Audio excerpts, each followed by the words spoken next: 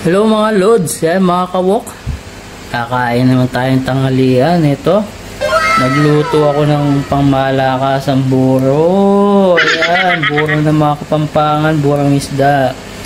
Yan yung paborito namin mga Kapampangan. Tapos may tilapia, pritong talong at yung ating mustasa. Yan, no? Fresh na fresh. Nabili ko pa sa Satwa yan, no?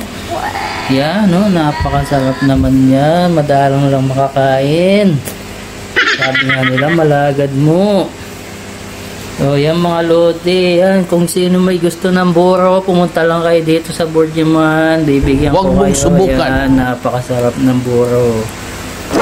Wow. Sige na, magmumukbang kami. Samahan nyo na kami. Napapakita ko sa inyo paano lang kinakain yan. Kukuha ka ng maliit na dahon. Yan. Tapos lagyan mo ng konting tilapia. Tapos lagyan mo ng buro. Yan, o. So. Ayan.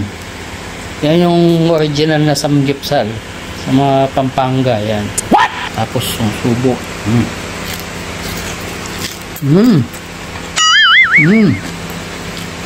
Sarap. Manyaman. Manyamang Kenny. Halika na. Kaya na tayo. Mga naman. Sa mga restaurant nila sa Tagaytay. Hello, pagpasensyahan nyo na. Medyo maingay si Ma'am Jessica. So, nanonood kasi kami. Okay.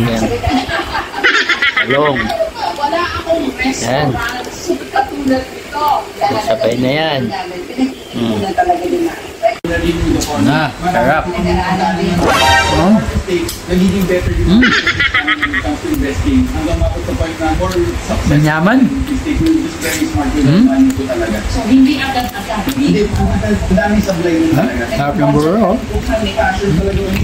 Mustasa. Fresh na fresh. Yun ang sikreto.